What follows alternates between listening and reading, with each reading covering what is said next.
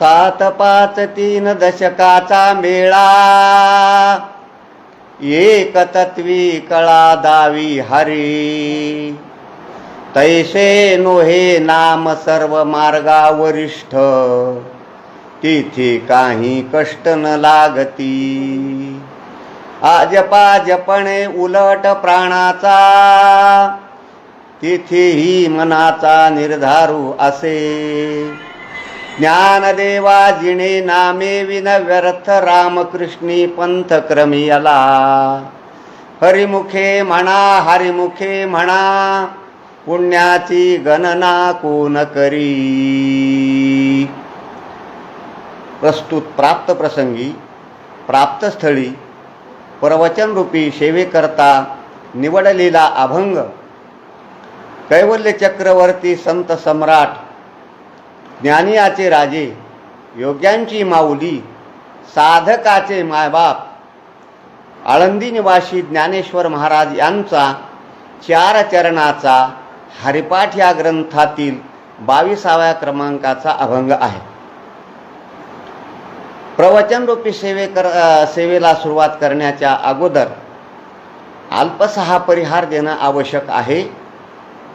तो परिहार द्यायचा तो असा: अखिलकोट ब्रह्मांड नायक, करुणावरुणालय, जगदाधार, रुक्मिणी प्राण संजीवन, भक्तहृदय वत्सल, पंढरीस परमात्म्याच्या असीम कृपेने विश्वमाऊली ज्ञानोबाराय, जगद्गुरु श्री संत तुकाराम महाराज आदी करून संत महंताच्या आशीर्वादाने श्री क्षेत्र गंगाखेड, गोदावरीचा असणारा पवित्र काठ, साधू महाराज संस्थान गंगाखेड यांच्या वतीने या संस्थांमध्ये काही नित्य नैमित्तिक कार्यक्रम चालत असतात.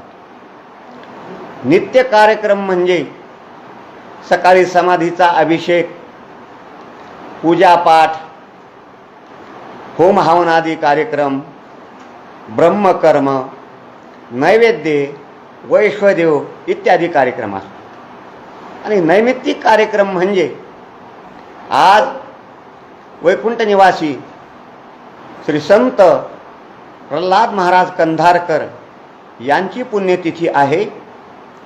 कालच वैकुंठवासी गुंडा महाराज तथा नाना यांच्या समाधी स्थापनेचा दिवस. या प्रल्हाद महाराज कंधारकर यांच्या पुण्यतिथीनिमित्ताने परंपरेनं अखंड हरिनाम सप्ताहाचं आयोजन संस्थांच्या वतीनं दरवर्षी केल्या जातं. परंतु कोरोना महामारीमुळे प्रतिबंध आल्यामुळे लाईव्ह प्रवचनाच्या माध्यमातून ही सेवा चालू आहे. अखंड हरिनाम सप्ताहामध्ये गाथा भजन, प्रवचन, धूप आरती, कीर्तन, जागर, काकडा अधिक मोठ्या प्रमाणामध्ये अन्नदान दरवर्षी नानापासून वैकुंठवासी आमचे नाना यांच्यापासून हा कार्यक्रम चालत आलेला आहे. वैकुंठवासी दंती महाराज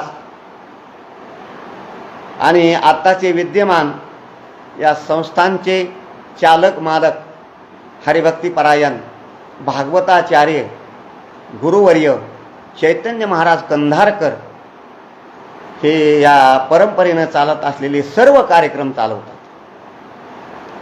त्यामध्ये आमचे वैकुंठवासी एकदंती महाराज गेल्यानंतर या संस्थांवर मोठं संकट आलेलं होतं. आमचे चैतन्य महाराज 12 वर्षाचे होते त्यावेळी दंती महाराज गेले.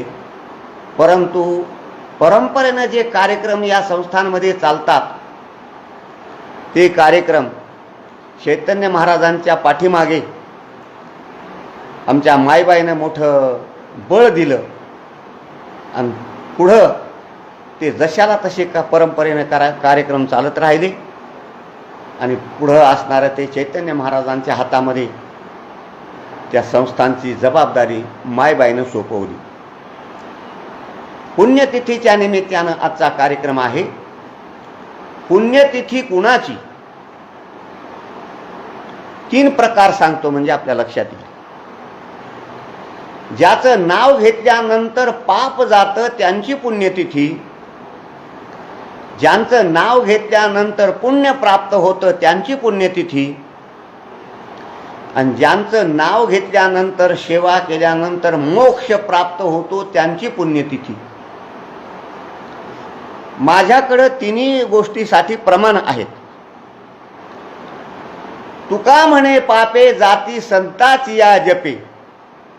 संत महात्म्यांचं नाव घेतलं की पाप जातं. पुण्यवंत भावे घेता सज्जनाची नावे. संतांचं नाव घेतलं की पुण्य प्राप्त होतं आणि संत सेवा केली की मोक्ष प्राप्त होतो. मुक्ता ते निर्धारिता लाभे आपुलीच मुक्तता. जैशी दीपे दिशे पाहता आपुलीच वस्तू. दृष्टांत दिला तैसे हरपले आपण पे पावे. पै संता पाहता या गिवसावे. म्हणून वाणावे ऐकावे तेची सदा. अशा महात्म्यांची पुण्यतिथी. या साधू महाराज संस्थांच्या वंशामध्ये अनेक महापुरुष अवतीर्ण झाले. त्यापैकीच एक वैकुंठवासी सद्गुरू प्रल्हाद महाराज यांच्या पुण्यतिथीनिमित्तानं आमचे हरिभक्तीपरायण परमस्नेही भागवताचार्य गुरुवर्य चैतन्य महाराज यांनी दिलेली आज्ञा आणि त्यामुळे प्रवचन सेवेचा आलेला योग. तुका म्हणे मज घडो त्यांची सेवा. तरी माझ्या दैवा पार नाही. संत कुणाला म्हणतात? अभंगाचा विचार तर आपण उत्तरार्धामध्ये करणारच आहोत, परंतु संताचे काही लक्षणं सांगतो. संत कुणाला म्हणतात? गीतेनं हे त्या संत महात्म्यांचे लक्षणं सांगितले, भागवतानं हे सांगितले, माऊलीही सांगतात. गीतेमध्ये 12व्या अध्यायामध्ये एक भक्ताष्टक आहे. त्या भक्ताष्टकामध्ये संत महात्म्यांची लक्षणं सांगितली. अनपेक्ष सुचिर्दक्ष उदासीनो गत व्यथः. सर्वारंभ परित्यागी यो मे भक्त समे प्रियः. 1-2 श्लोकाचा उच्चार करतो महाराज. तुल्य निंदा स्तुतिर्मौनी संतुष्टो येन केनचित. अशा अनेक प्रकारच्या लक्षणाने युक्त भागवतामध्ये ही एका श्लोकामध्ये संत महात्म्यांचं लक्षण सांगितलेले आहे. अशा अनेक प्रकारचे संत महात्म्याचे लक्षण. अनपेक्ष सुचिर्दक्ष उदासीनो गत व्यथः. नाथ महाराज सुंदर त्याच्यावर विवेचन करतात. निरपेक्षता आणि माझे भजन, शांती आणि समदर्शन, 5 वेते निर्वैर जाण. हे 5 लक्षण मुख्यत्वे. ही 5 लक्षणं मुख्य आहेत, परंतु आणखी काही बाकीचे बरेच लक्षणं आहेत. अशा लक्षणाने युक्त वैकुंठवासी सद्गुरू प्रल्हाद महाराज कंधारकर यांच्या पुण्यतिथीनिमित्ताने संत हे अलौकिक असतात. जगतामध्ये एकच वस्तू अलौकिक आहे, ती म्हणजे केवळ परब्रह्म परमात्मा हा अलौकिक आहे.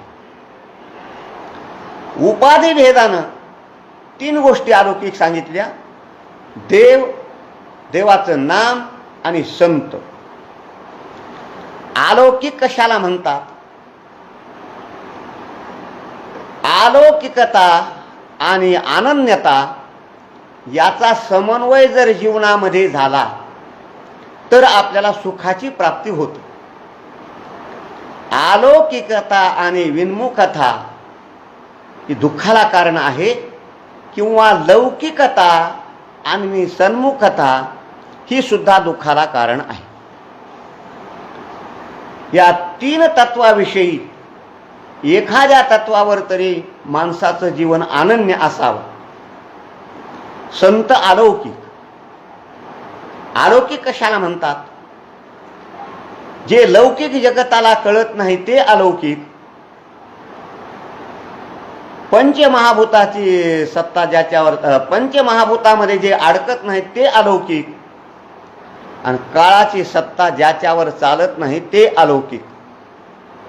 हे तिन्ही निकष आपण देव, नाम आणि संत याच्याकडे लावून पहा. देव जगताला कळत नाही म्हणून अलौकिक. देव जर जगताला कळाला असता तर देव न लगे, देव न लगे असं लोक म्हटलेच नसते. नाम अलौकिक. लौकिक जगताला नाम जर कळालं असतं तर कीर्तनामध्ये विठ्ठल विठ्ठल म्हणा असं कीर्तनकाराला म्हणावं लागलंच नसतं. आणि संत अलौकिक. संत महात्मे जर जगताला कळाले असते तर जगत आणि संत महात्म्यांना त्रास दिलाच नसता. बरं, तो त्रास दिला तो शहाण्या लोकांनी दिला का सामान्य लोकांनी दिला? शहाण्या लोकांनी त्रास दिला. रामेश्वर शास्त्री सारखे दशग्रंथी ब्राह्मण त्यानेही त्रास दिला. विसोबा खेचर खापर सुद्धा मिळू देणार नाही ज्ञानेश्वर महाराजांना. म्हणून जगताला संत कळत नाहीत ते अलौकिक. अशा अलौकिक संत महात्म्यांच्या पुण्यतिथीनिमित्ताने अभंग निवडलेला आहे. हरिपाठ या ग्रंथातील 22वा अभंग आहे. 1 3 5 7 5 3 दशकाचा मेळा, एक तत्वी कळा दावी हरी, हा अभंग निवडलेला आहे. हरिपाठ या ग्रंथातील आहे. हरिपाठ म्हणजे काय याचा आपण थोडा विचार करू. या हरिपाठ या शब्दामध्ये 2 शब्द दिसतात, एक हरी आणि दुसरा पाठ.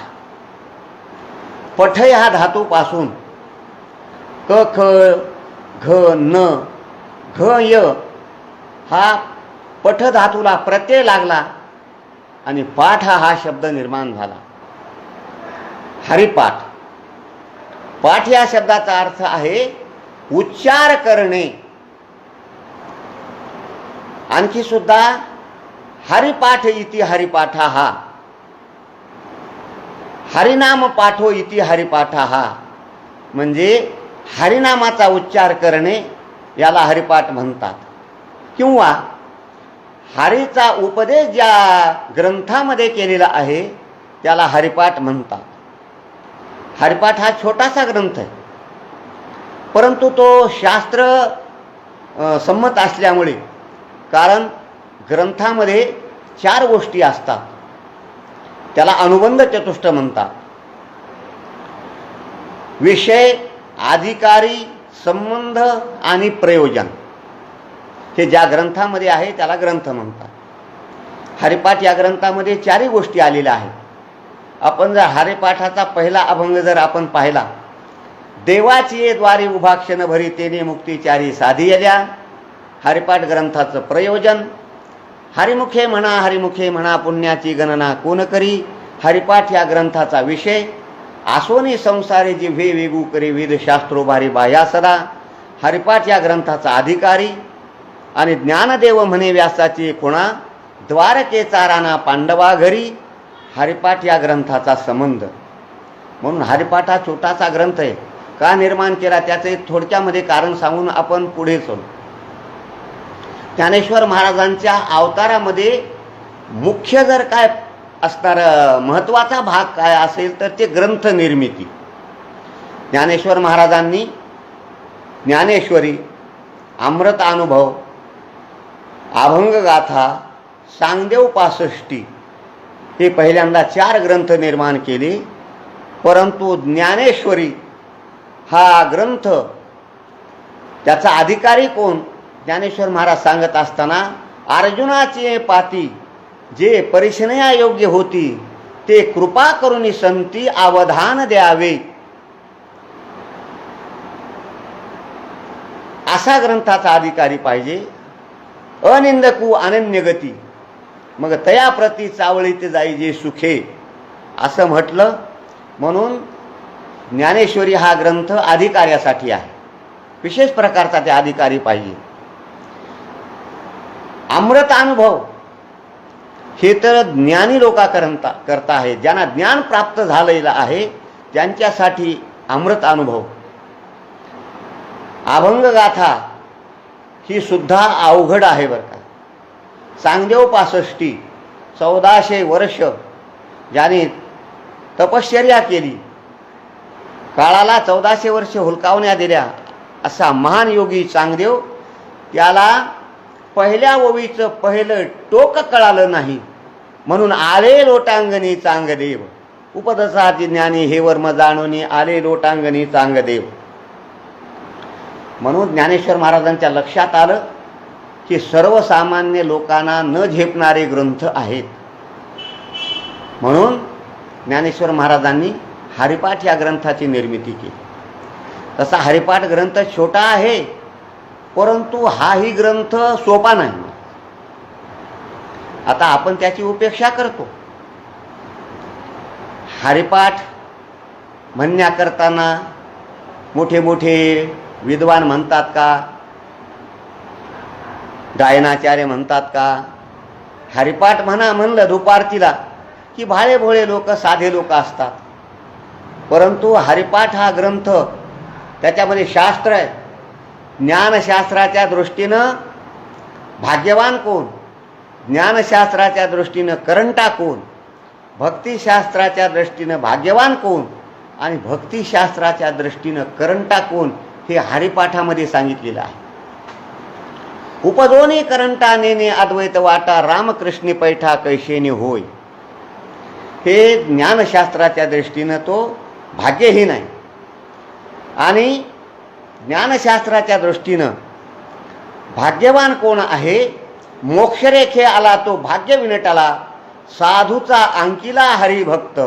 मोक्षाच्या रेषेत आला, साधूच्या अंकित झाला आणि हरीच्या भक्तीला लागला, तो ज्ञानशास्त्राच्या दृष्टीनं भाग्यवान आहे.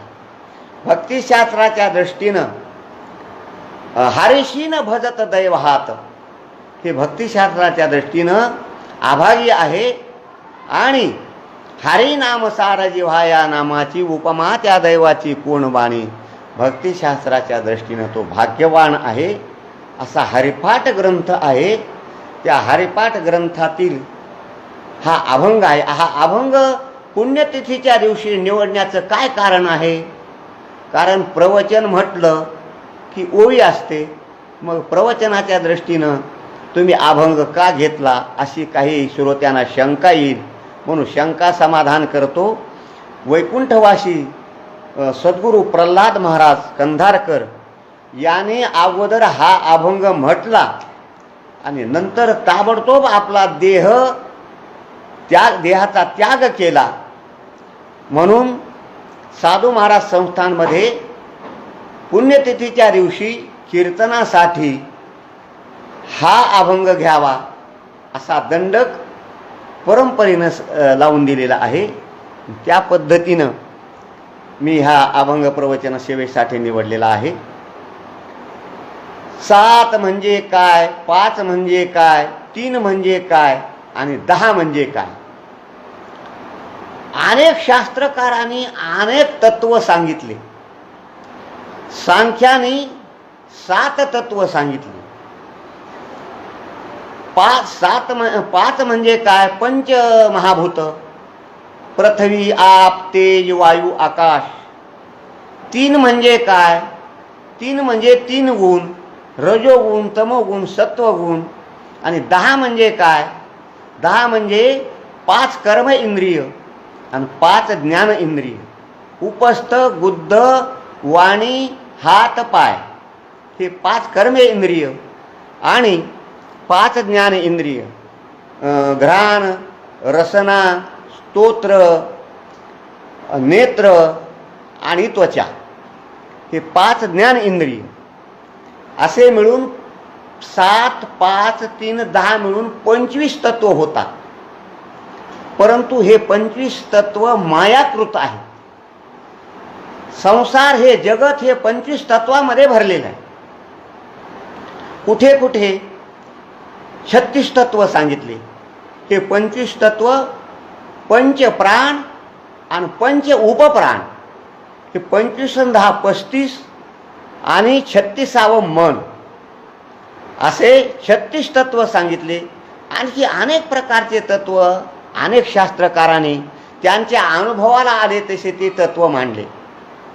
परंतु हे तत्व, त्या तत्वाचं ज्ञान होणं अत्यंत कठीण आहे. ते तत्वाचं जर ज्ञान झालं तर भगवत प्राप्ती होऊ शकते. त्या देह मिथ्यात्व आहे, देह मिथ्या आहे हे जर कळालं तर आपल्याला भगवत प्राप्ती होऊ शकते. हे 3 गुण मायाकृत आहेत. माया जर कळाली आपल्याला तर भगवत प्राप्ती होऊ शकते. परंतु हे अत्यंत सूक्ष्म तत्व आहेत, ते कळणं कठीण आहे. म्हणून सर्वसामान्याचा उद्धार व्हावा, सर्वसामान्यांना भगवंताची प्राप्ती व्हावी, या कारणास्तव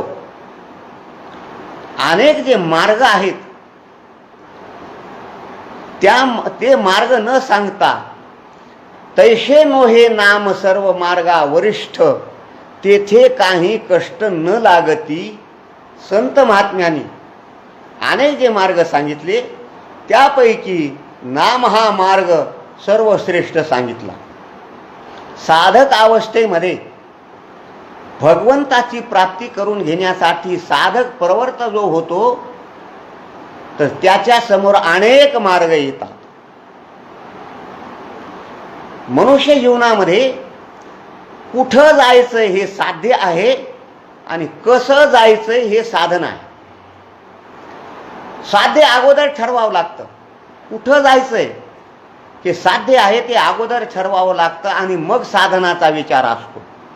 आपल्याला पंढरपूरला जायचं हे साध्य आहे, मग कशानं जायचंय हे नंतर ठरवावं लागतं. पायी जायचं का, सायकलवर जायचं का, मोटरसायकलनं जायचं का, 4 चाकीनं जायचं का, एसटीनं जायचं, साध्याचा विचार अगोदर. मनुष्य जीवनामध्ये आपल्याला कुठं जायचं हे कळावं. कमीत कमी आपल्याला कुठे जायचं हे जर नाही कळालं तर आपण कुठून आलो हे तरी कळावं. कुठून आलो हे जरी नाही कळालं तरी आपण कुठे आहोत हे तरी कळावं. कुठे आहोत हे जरी नाही कळालं तरी आपण कोण आहोत हे तरी कळावं. आपण कोण आहोत हे कळालं की आपण कुठे आहोत हे कळत असतं. आपण कुठे आहोत हे कळालं की आपण कुठून आलो हे कळत असतं.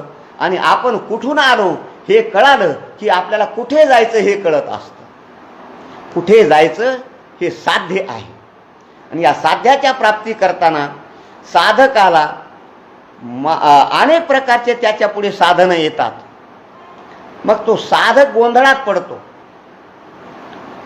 कर्म मार्ग आहे, ज्ञान मार्ग आहे, योग मार्ग आहे आणि नाम मार्ग म्हणजे भक्ती मार्ग आहे.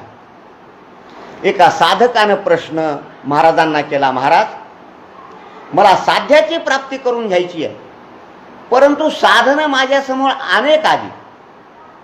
कर्म मार्ग आहे, मग मी कर्म मार्गाने जाऊ का, ज्ञान मार्गाने जाऊ का, योग मार्गाने जाऊ का, नाम भक्ती मार्गाने जाऊ, कोणत्या मार्गाने जाऊ. त्यावेळी महाराजांनी त्यांना सांगितलं की तुला कोणत्या मार्गाने जायचं मी हे सांगतो, परंतु अगोदर तुला तो मार्ग कसा पाहिजे हे सांग. त्यांनी सांगितलं, महाराज तो मार्ग मला जो पाहिजे तो सर्वश्रेष्ठ असावा आणि सोपा मार्ग असावा. या मार्गाने मी जावं अशी माझी इच्छा आहे. महाराज म्हणले, मग मी तुला ते सांगतो. मग आपण जर विचार केला कर्म मार्गाचा, ज्ञान मार्गाचा, योग मार्गाचा आणि भक्ती मार्गाचा जर विचार आपण केला तरी कर्म मार्गापेक्षा नाम मार्ग कसा श्रेष्ठ आहे, योग मार्गापेक्षा नाम मार्ग कसा श्रेष्ठ आहे आणि ज्ञान मार्गापेक्षा नाम मार्ग कसा श्रेष्ठ आहे, असा याचा आपण थोडा खुलासा करून पुढे जाऊ. कर्म म्हणजे काय, कर्मामध्ये प्रकार किती, नित्य कर्म कशाला म्हणतात, नैमित्तिक कर्म कशाला म्हणतात, काम्य कर्म कशाला म्हणतात, प्रायश्चित्त कर्म कशाला म्हणतात, असा कर्माचा कर्मशास्त्रामध्ये सांगोपांग विचार केलेला आहे.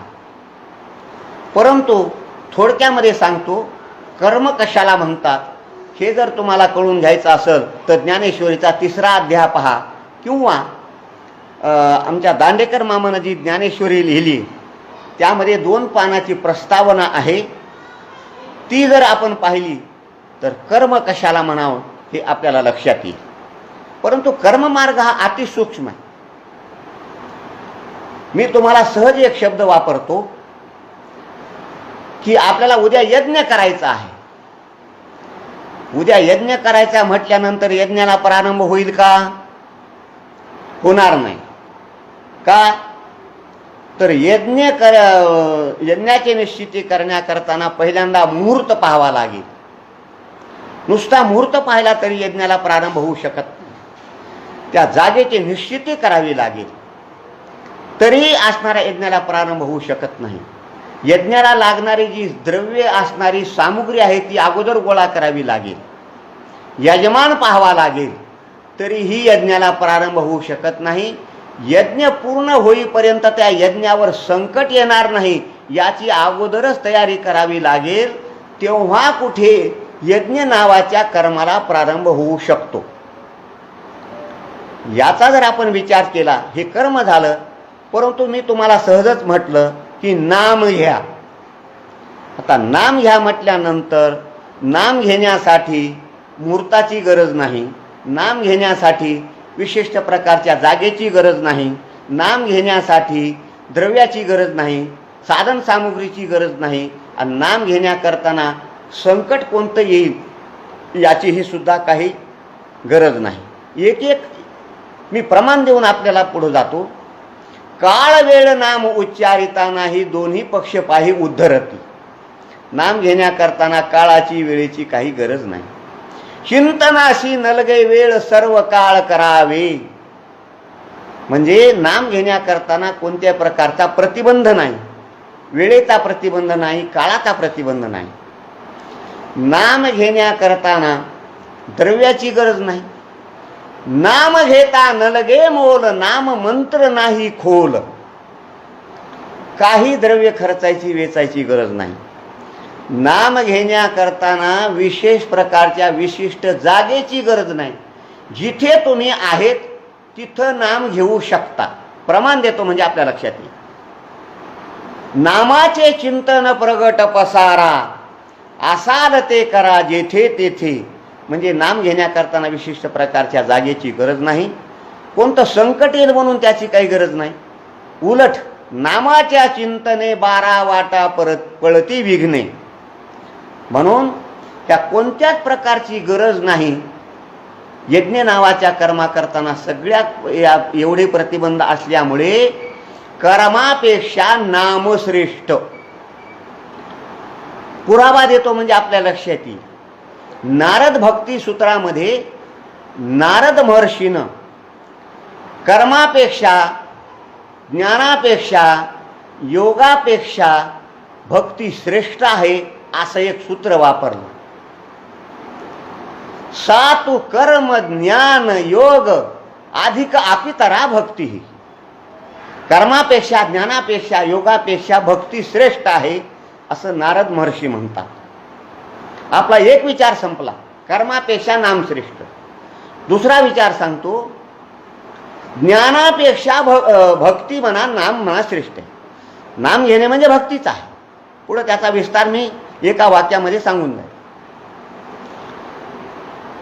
ज्ञानाचा वेदांत शास्त्रामध्ये सांगोपांग विचार आलेला आहे. ज्ञान कशाला म्हणावं? वृत्तीज्ञान वेगळं, स्वरूपज्ञान वेगळं. वृत्तीज्ञान कशाला म्हणतात, स्वरूपज्ञान कशाला म्हणतात? जे नित्य बदलत राहतं त्याला वृत्तीज्ञान म्हणतात, आणि जे कधीच बदलत नाही त्याला स्वरूपज्ञान म्हणतात. वेदांत, अद्वैत वेदांताच्या दृष्टीनं अहम ब्रह्मास्मी, अयम आत्मा ब्रह्म, प्रज्ञानम ब्रह्म असा अनेक प्रकारचा सांगोपांग विचार केलेला आहे. ज्ञान प्राप्त करण्याकरताना साधन चतुष्ट संपन्न अधिकारी पाहिजे. पहिल्यांदा विवेक आला पाहिजे, नंतर वैराग्य आलं पाहिजे, साधन चतुष्ट संपत्ती आली पाहिजे, मग श्रवण मनन निधिध्यासन अशा प्रकारचे सगळे जर अंतःकरणात आले तरच ज्ञान प्राप्त होऊ शकतं. परंतु नामाकरता याच्यातल्या कोणत्याही एकाही साधनाची गरज नसल्यामुळे नाम हे ज्ञानापेक्षा श्रेष्ठ. म्हणून ज्ञानेश्वर महाराज म्हणले, तैसे नोहे नाम सर्व मार्गा वरिष्ठ. कर्मापेक्षा तैसे नोहे नाम सर्व मार्गा वरिष्ठ. आपले दोन विचार संपले. तिसरा विचार, योगापेक्षा नामश्रेष्ठ. योगाचा जर आपण विचार केला तर योगाची कठीणता आणि नामाची सुलभता आपल्याला प्रत्येक याच्यामध्ये पाहायला मिळते. ज्ञानेश्वर भगवान गीतेमध्ये बोलतात, क्लेशोधिक स्तरस्तेषाम अव्यक्तासक्त चेतसाम अव्यक्ता ही गतिर्दुःखम देहवद्भिर्वाप्यते. या श्लोकावरचं आपण चिंतन पहा म्हणजे आपल्या लक्षात येईल योगाची कठीणता किती येते. ज्ञानेश्वर महाराजांनी दृष्टांत दिला, लोहाचे चने जय बोचरिया पडती खाणे, पोट भरणे की मरणे शुद्धी नेणू. जसं तोंडात एकही दात नसणाऱ्या बोचऱ्या माणसाला जर लोखंडाचे हारभरे जर दिले तर ते त्याला किती कठीण होतात, तसं योग हा कठीण आहे. पुढे अनेक प्रकारच्या ओव्यातून योगाची महाराजांनी कठीणता सांगितली. तहाने लिया तहानची प्यावी, भुके लिया भूकची खावी, अहोरात्र वावी मवावा वारा. योग करत असताना तहान लागली तर पाणी पिल्यासारखं समजायचं, परंतु पाणी प्यायचं नाही. भूक जर लागली, भूक जेवण केल्यासारखं समजायचं, परंतु जेवण करायचं नाही. पुढे महाराज बोलतात, शीत वेष्टावे उष्ण पांघुरावे, वृत्तीचिया राहावे घरा आतू. योग करत असताना थंडी जर वाजू लागली तर थंडीच पांघरायची, ऊन लागू लागलं तर ऊनच पांघरायचं, आणि पाऊस जर येऊ लागला तर त्याचंच वेष्टन करायचं. इतका योग कठीण आहे. आणि जर आपण नामाचा जर विचार केला, आणखी एक विचार सांगतो. योग करत असताना यम नियम प्राणायाम प्रत्याहार आसन धारणा ध्यान समाधी, मग तिथून पुढं सविकल्प समाधी निर्विकल्प समाधी असे अनेक प्रकारचे अंग सांगितले. परंतु याच्यातलं नाम घेताना काहीच करावं लागत नाही. म्हणून योगापेक्षा भक्ती श्रेष्ठ. या कारणास्तव आमचे ज्ञानेश्वर महाराज हरिपाठात म्हणले, तैसे नोहे नाम सर्व मार्गा वरिष्ठ. माझा हा एक विचार संपला. दुसरा विचार सांगतो.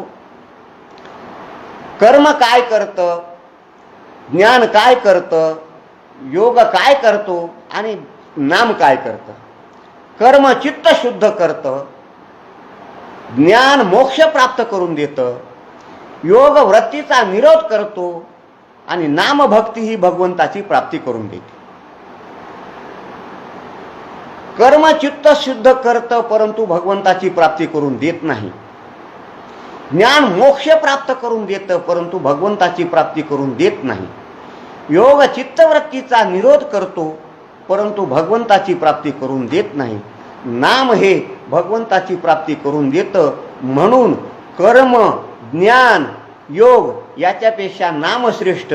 म्हणून हरिपाठात आमचे ज्ञानेश्वर महाराज म्हणले, तैसे नोहे नाम सर्व मार्गा वरिष्ठ. दुसरा आणखी एक विचार सांगतो. कर्म काय करतं, ज्ञान काय करतं, योग काय करतो आणि नाम काय करतं. कर्मबंधन निर्माण करतं, ज्ञानाने अहंकार निर्माण होतो आणि योगानं दुःख निर्माण होतं. कर्म म्हटलं की बंधन आलं. आपल्याला प्रसिद्ध ओवी माहित आहे, तैसा कर्तृत्वाचा मधू का कर्मफळाचा आस्वादू या दोन्हीचे नाम बंधू कर्माचाची. कर्म हे बंधन निर्माण करतं, कर्म हे आसक्ती निर्माण करतं. कारण देह म्हटलं की कर्म आलं, कर्म म्हटलं की आसक्ती आली, आसक्ती म्हटलं की असणारं बंधन आलं. ज्ञानेश्वर महाराजांनी खूप सुंदर सुंदर प्रकारचे दृष्टांत दिले. जिथे माती आहे तिथे घट आहे. घट आहे परंतु माती नाही असं चालत नाही. पाणी आहे परंतु ओलावा नाही असं चालत नाही. पट आहे परंतु तंतू आहे असं चालत नाही. म्हणून जिथे घट आहे तिथं माती आहे, जिथं अग्नी आहे तिथं उष्णता आहे, जिथं पाणी आहे तिथं ओलावा आहे, जिथं पट आहे तिथं तंतू आहे. तद्वत देह आहे म्हटलं की कर्म आलं, कर्म म्हटलं की बंधन आलं. कर्म बंधन निर्माण करतं. ज्ञानाने अहंकार निर्माण होतो. प्रसिद्ध सर्वांच्या पाठातली एकच ओवी देतो. नवल अहंकाराची गोठी, विशेष न लगे अज्ञाना पाठी, सज्ञानाचे जोंबे कंठी, नाना संकटी नाचवी.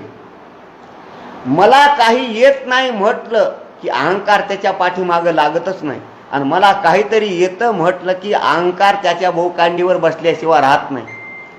थोडं मला लक्षात आलं की या साधू महाराज संस्थांचे वर्तमान मठाधिपती, चालक मालक भागवताचार्य गुरुवर्य हरिभक्तीपरायण चैतन्य महाराज कंधारकर, त्यांच्या मुखावर मी कधी उदासीनता पाहिली नाही, कधी दुःख पाहिलं नाही, कधी महाराजांनी कुणाला अपशब्द वापरला असंही पाहिलं नाही, आणि महाराजांना क्रोध आला असंही पाहिलं नाही. मोकळे मन रसाळ वाणी तेची गुणी संपन्न, अहंकार त्यांना शिवला सुद्धा नाही. त्याग तरी ऐसा करा अहंकारा दवडावे. काही थोडं आलं तर माणसाला अहंकार येतो. नम्र झाला भूता तेने कोंडिले अनंता. हे प्रत्यक्ष जर आपल्याला उदाहरण द्यायचं असेल तर गुरुवर्य आमचे हरिभक्तीपरायण चैतन्य महाराज कंधारकर. परंतु ज्ञान म्हटलं की अहंकार येतो. 2 वाक्य बोलतो, लक्षात ठेवा. ज्ञानानंतर अहंकार हे विष आहे, आणि ज्ञानानंतर नम्रता हे अमृत आहे. ज्ञान म्हणलं की अहंकार येतो, ज्ञानानं अहंकार निर्माण होतो, योगानं दुःख निर्माण होतं. योगाची वाटा जे रिघालेगा सुबटा, तया दुःखाचाची सैल वाटा भागा आला. परंतु एक लक्षात ठेवा, कर्मानं निर्माण झालेलं बंधन, ज्ञानानं निर्माण झालेला अहंकार, योगानं निर्माण झालेलं दुःख ज्याच्यामुळं जातं त्याला नामभक्ती म्हणतात. म्हणून आमचे ज्ञानेश्वर महाराज म्हटले, तैसे नोहे नाम सर्व मार्गा वरिष्ठ, तेथे काही कष्ट न लागती. आता शेवटचा विचार सांगतो आणि पुढं चालतो. मला कर्म चित्त शुद्ध करतं, संपून जातं. संपून जातं याचा अर्थ त्याच्या पुढं काही त्याचं काम नाही. ज्ञान मोक्ष प्राप्त करून देतं, तिथंच ज्ञान थांबतं, त्याच्या पुढे काही ज्ञानाचं काम नाही. योग चित्तवृत्तीचा निरोध करतो, तिथेच थांबतो, त्याच्या पुढं काही काम नाही. म्हणजे कर्म चित्त शुद्ध करतं, ज्ञान मोक्ष प्राप्त करून देतं, योग चित्तवृत्तीचा निरोध करतो, तिथेच थांबतो. परंतु भक्ती नाम हे भगवंताची प्राप्ती करून देतं, आणि तेही पुन्हा शिल्लक राहतं. याला ज्ञानोत्तर भक्ती म्हणतात. मी जे होऊन पांडवा करती माझी सेवा. म्हणून कर्मापेक्षा, ज्ञानापेक्षा, योगापेक्षा नामश्रेष्ठ असल्यामुळे ज्ञानेश्वर महाराजांनी तुम्हाला आम्हाला हरिपाठामध्ये उपदेश केला, तैसे नोहे नाम सर्व मार्गा वरिष्ठ, तेथे काही कष्ट न लागत. आणखी एक थोडा विचार सांगतो. कर्म मार्गापेक्षा, ज्ञान मार्गापेक्षा, भक्ती योग मार्गापेक्षा भक्ती कशी श्रेष्ठ आहे. एकदा गैनीनाथ महाराज आणि कबीर महाराज हे फिरता फिरता फिरता समुद्राच्या काठावर दोघांची भेट झाली. गैनीनाथ महाराज योगी, कबीर महाराज भक्त. सहज त्याच्यामध्ये चर्चा झाली आणि प्रश्न विचारला गैनीनाथ महाराजांनी कबीर महाराजाला, महाराज योग श्रेष्ठ का भक्ती श्रेष्ठ? भक्ती भक्ती भक्ती तरी कशाला म्हणतात? भक्ती म्हणजे नाम. नाथ महाराजांची एकच ओवी सांगतो म्हणजे आपल्या लक्षात येईल. अहर्निशी माझी कथा, अहर्निशी माझी वार्ता, अहर्निशी माते ध्याता, भक्ती तत्वता या नाम. रात्रंदिवस माझी कथा करतो. कथा म्हणजे कीर्तन, कीर्तन म्हणजे नामचिंतन. कबीर महाराज म्हणले योग श्रेष्ठ. कारण त्यांना लक्षात आलं की आता ह्या गैनीनाथ महाराजाला काय म्हणायचं. तसं नाही म्हणले, आपण परीक्षा पाहू. म्हणजे काय करायचं? म्हणजे मी समुद्रामध्ये लपतो, तुम्ही मला हुडकून काढा. तुम्ही समुद्रामध्ये लपा, मी तुम्हाला हुडकून काढतो. पहिल्यांदा असणारे गैनीनाथ महाराज समुद्रामध्ये माशाचं रूप धरलं, लपले. ताबडतोब मासा जो आहे, गैनीनाथ महाराजांनी जे रूप घेतलं होतं तो मासा धरला कबीर महाराजांनी. आणि कबीर महाराज गैनीनाथ महाराज तुम्ही प्रगट व्हा. प्रगट झाले असणारे गैनीनाथ महाराज. नंतर कबीर महाराज लपले. गैनीनाथ महाराजांनी पुष्कळ प्रयत्न केला, परंतु कबीर महाराज काही सापडले नाहीत. म्हणले मी हारलो, जिथे असताल तिथून तुम्ही वापस या. कबीर महाराज वापस आले. वापस आल्यानंतर कबीर महाराजांनी सांगितलं, गैनीनाथ महाराजांनी विचारलं पाण्यामध्ये तुम्ही कोण झाले होतात? कबीर महाराजांनी सांगितलं मी पाण्यामध्ये पाणीच झालो होतो. म्हणजे पाण्यामध्ये पाणीरूप होण्याची शक्ती भक्तीमध्ये आहे आणि पाण्यामध्ये मासा होण्याची शक्ती योगामध्ये आहे. म्हणून कर्म ज्ञान योगापेक्षा भक्ती श्रेष्ठ असल्यामुळे तैसे नोहे नाम सर्व मार्गा वरिष्ठ. पर ज्ञानेश्वर महाराजच म्हणत नाहीत वरिष्ठ. अनेक जे संत महंत मागे जे विद्वान पंडित होऊन गेले ते सुद्धा नाममार्ग वरिष्ठ आहे असा पुरावा देतात. तेथे काही कष्ट न लागती.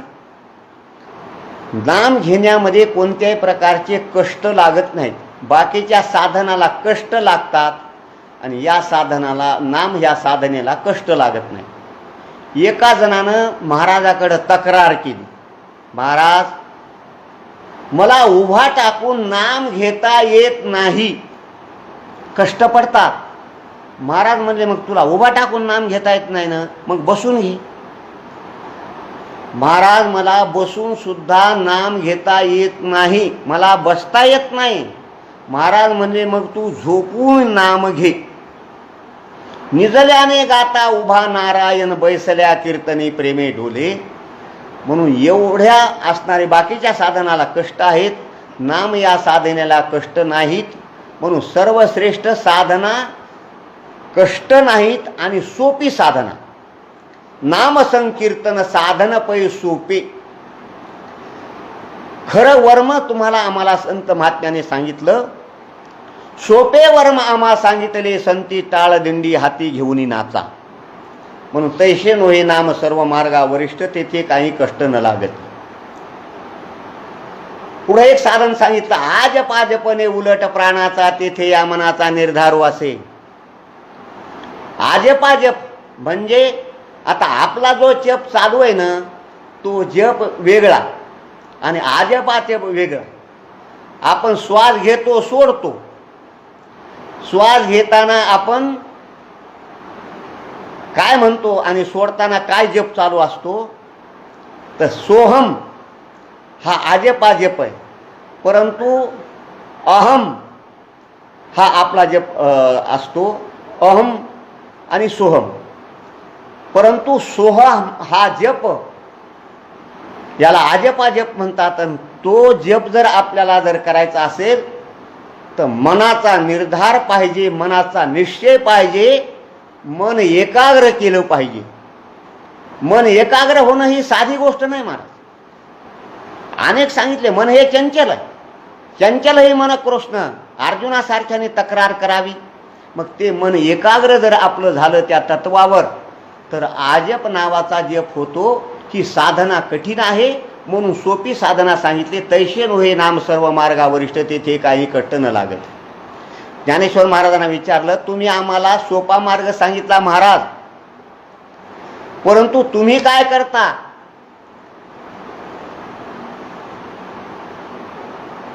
ज्ञानदेवाजिने नामे विन व्यर्थ, रामकृष्णी पंथ क्रमियला.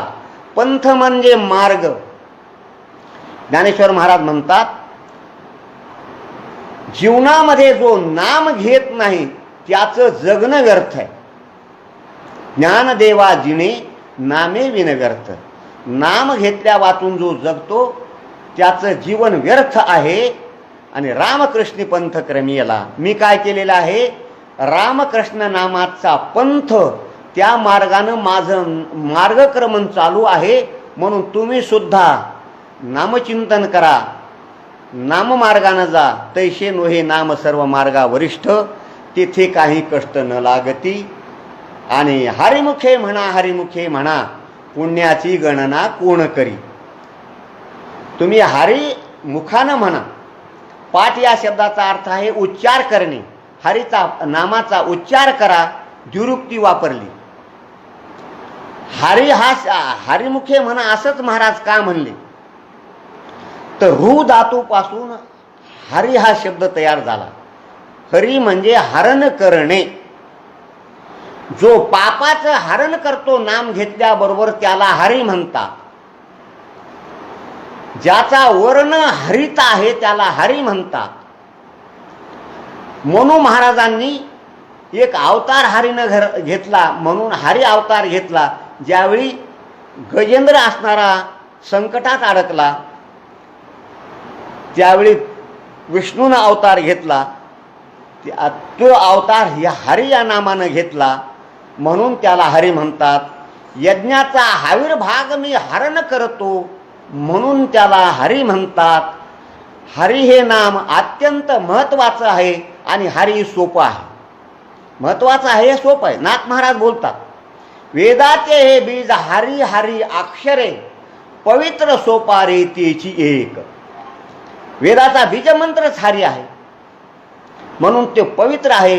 तुम्ही हरी वेदाचे हे बीज हरी हरी अक्षरे, पवित्र सोपारे तेची एक.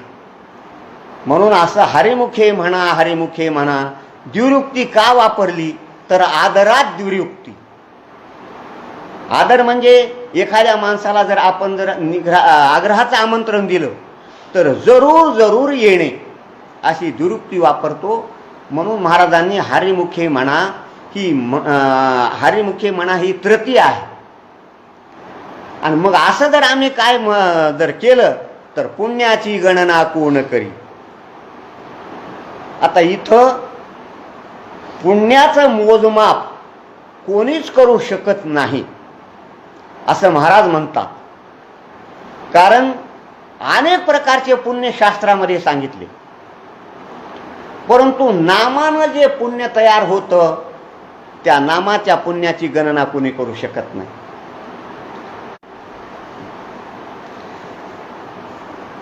यज्ञाच्या द्वारा जे पुण्य निर्माण होतं त्या पुण्यापेक्षा कितीतरी पटीनं नामानं पुण्य निर्माण होतं. कोटी कोटी यज्ञ नित्य ज्याचा नेम, एक हरी नाम जपता घडे. म्हणून पुण्याची गणना कोण करी, कोणीच करू शकत नाही. ज्ञानेश्वर महाराज बोलतात, पुण्यात्मके पुण्य स्वर्गा जाईजे, पापात्मके पापे नरका येईजे. आणि माते जे पाविजे ते शुद्ध पुण्य. मग शुद्ध पुण्य कोणतं आहे? जयामध्ये नारायण शुद्ध पुण्य ते एक. नामानं जे पुण्य निर्माण होतं त्या पुण्याची गणना कोणी करू शकत नाही. रामायणामध्ये आलेला एक श्लोक आहे, त्या श्लोकाचं चिंतन सांगतो आणि मी माझ्या सेवेला विराम देतो. गोकोटी दानम ग्रहणेषु काशी, प्रयाग गंगायुत कल्पवासहा, यज्ञायुत मेरू सुवर्ण दानम, गोविंद नाम स्मरणेने तुल्य हा. कोटी गायी ग्रहण पर्व काळाच्या दिवशी काशी क्षेत्रामध्ये दिलेलं दान त्याचं पुण्य, प्रयाग क्षेत्राच्या ठिकाणी एक कल्पभर राहून तपश्चर्या केलेलं पुण्य, हजारो यज्ञ सांग करून त्याचं तयार झालेलं पुण्य, यज्ञायुत मेरू पर्वता एवढं सोनं दान केलेलं पुण्य, हे सर्व पुण्य एका गाठोडीत बांधा आणि एक भगवंताचं नाम घ्या आणि त्याची एक गाठोडी बांधा, तराजू घ्या, ते तराजूमध्ये एका नामाचं पुण्य टाका आणि इकडं सगळं पुण्य टाका. आतापर्यंत मी सांगितलेलं, तर सगळ्या पुण्याचं पारडं हे वर गेलेलं असेल आणि एका नामाचं जे पुण्य आहे ते जाग्यावरच राहिलेलं असेल. म्हणून महाराज म्हणले हरिमुखे म्हणा हरिमुखे म्हणा, पुण्याची गणना कोण करी. कारण मोक्ष प्राप्त करण्याकरताना, भगवंताची प्राप्ती करण्याकरताना पाप हा प्रतिबंध आहे. मग जसं जसं आपलं पुण्य तयार होईल तसं तसं साध्य प्राप्त करण्याकरताना साधकाचे प्रतिबंध दूर होतात. कारण पुण्यवानालाच मोक्ष प्राप्त होतो, पाप्याला मोक्ष प्राप्त होत नाही. म्हणून हे पुण्य मोक्ष प्राप्ती करताना, भगवंताच्या प्राप्ती करताना अनेक प्रकारचे जे प्रतिबंध येतात त्या प्रतिबंधाला दूर करतं आणि त्या नियत त्या साध्यापर्यंत ते नेऊन पोहोचवतो. म्हणून असं पुण्य हरिमुखे म्हणा हरिमुखे म्हणा आणि पुण्याची गणना कोण करी. आपले 5 मिनिटं शिल्लक आहे, प्रसंग सांगून जातो म्हणजे आपल्या लक्षात येईल नामानं कसं पुण्य तयार होतं ते. धर्मराजाचा यज्ञ चालू झाला आणि मध्यंतरामध्ये यज्ञाचा शेवट झाला. मग आपला यज्ञ सफल झाला का नाही हे धर्मराजानं शंका विचारली भगवान श्रीकृष्णाला. भगवान, आपला यज्ञ सफल झाला का? भगवान श्रीकृष्णानं सांगितलं, तुमचा यज्ञ सफल झाला का नाही की मी काही सांगू शकत नाही. एका जंगलामध्ये एक साधू महात्मा राहतो, त्या साधू महात्म्याला जाऊन विचारा की आमचा यज्ञ सफल झाला का नाही. धर्मराज त्या साधू महात्म्याकडे गेले. साधू महात्म्यांना विनम्रपणे असणारं साष्टांग प्रणिपात केला. साधू महाराज, एक मी प्रश्न घेऊन आलेलो आहे, त्या प्रश्नाचं उत्तर द्या आणि माझ्या यज्ञामध्ये चला. कृष्णानं सांगितलं, तुझा जर यज्ञ सफल व्हावा तुला असं वाटत असेल तर तो जंगलात जो साधू राहतो त्या साधूनं तुझ्या यज्ञातलं एक शीत जर खाल्लं तर तुझा यज्ञ सफल झाला. जा त्या साधूकडे. साधू महाराज, कृपा करून माझा यज्ञ चालू आहे आणि यज्ञामध्ये तुम्ही येऊन भोजन करावं, माझ्या यज्ञाची सफलता होईल. साधूनं सांगितलं, मी यज्ञामध्ये येणार नाही, मला काही यज्ञात येण्याचं काही कारणच नाही, मला कोणती अपेक्षा नाही, मी यज्ञात येणार नाही. म्हणून पुष्कळ विनंती केली धर्मराजानं, परंतु तो साधू काही आला नाही. धर्मराज वापस आले. पुन्हा भीम गेला, भीमालाही काही आले नाहीत. अर्जुन निमंत्रण घेऊन गेला, नकुल गेला, सहदेव गेला, साधू काही येत नाही आणि यज्ञाची काही सफलता होत नाही. शेवटी 5 पांडव उदास बसलेले असताना द्रौपदीने सांगितलं, आपण का उदास झाले? ते म्हणे, तो साधू आल्याशिवाय आपल्या यज्ञात जेवल्याशिवाय यज्ञाची सफलता नाही, भगवान श्रीकृष्णानं सांगितलेलं आहे आणि तो काही साधू येत नाही. द्रौपदीने सांगितलं, मी त्या साधूला घेऊन येते. कारण साधूनं आड घातली होती, यज्ञाची तुझ्या यज्ञामध्ये जर मला यायचं असेल तर मला 100 यज्ञाचं पुण्य दे, मग मी तुझ्या यज्ञात येतो. आता धर्मराजानं, भीमानं, अर्जुनानं, नकुलानं, सहदेवानं सांगितलं, आमचा एकच यज्ञ सफल झाला नाही आणि 100 यज्ञाचं पुण्य आम्ही तुम्हाला कसं द्यावं. ते वापस आले. परंतु द्रौपदीनं वर्म लक्षात धरलं आणि एक एक पाऊल टाकीत असताना भगवंताच्या एका एका नामाचा उच्चार केला. त्या साधूकडे गेली, विनम्रपणे असणारा साष्टांग प्रणिपात केला. साधू महाराज, आमच्या यज्ञामध्ये जर तुम्ही भोजन केलं तर आमचा यज्ञ सफल होईल. द्रौपदीला त्या साधू महात्म्यानं तोच प्रश्न केला, अगोदर मला 100 यज्ञाचं पुण्य दे आणि मग मी तुझ्या यज्ञात येतो. द्रौपदीनं सांगितलं, साधू महात्म्यानं थोडा विचार करा, तुम्हाला 100 यज्ञाचं पुण्य द्यायचं का आणखीन काही जास्त यज्ञाचं द्यायचं? साधू महाराज चकित झाले. 100 यज्ञाचं पुण्य असणार पांडवाची पत्नी देतो म्हणते, कसं देणार? द्रौपदीने सांगितलं, मी येतानाच असणारा एका एका पावला गणेश एक एक भगवंताचं नाम घेतलेलं आहे. आणि संत वचन असं आहे, नाम घेता वाट चाली यज्ञ पाऊला पाऊली. एक नाम घेतलं आणि एक पाऊल टाकला की एका यज्ञाचं पुण्य प्राप्त होतं. साधू महात्मा आला असं हे नामानं उत्पन्न झालेलं पुण्य. हरिमुखे म्हणा हरिमुखे म्हणा, पुण्याची गणना कोण करी. यथामथी यथा अवकाश धावत्या वेगात वैकुंठवासी सद्गुरू प्रल्हाद महाराज कंधारकर यांच्या पुण्यतिथीनिमित्ताने आमचे परमस्नेही भागवताचार्य गुरुवर्य हरिभक्तीपरायण चैतन्य महाराज कंधारकर यांनी दिलेली आज्ञा प्रमाण मानून या पुण्यतिथीनिमित्तानं सेवेचा योग आला, हे मी परम भाग्य समजतो. तुका म्हणे मज न घडता सेवा, पूर्वपुण्य ठेवा ओढवला. आणि ही सेवा श्री साधू महाराजांच्या चरणी, वैकुंठवासी प्रल्हाद महाराज सद्गुरू यांच्या चरणी आणि गुरुवरे मोतीराम महाराजांच्या चरणी ही सेवा समर्पण करून याच ठिकाणी सेवेला विराम देतो.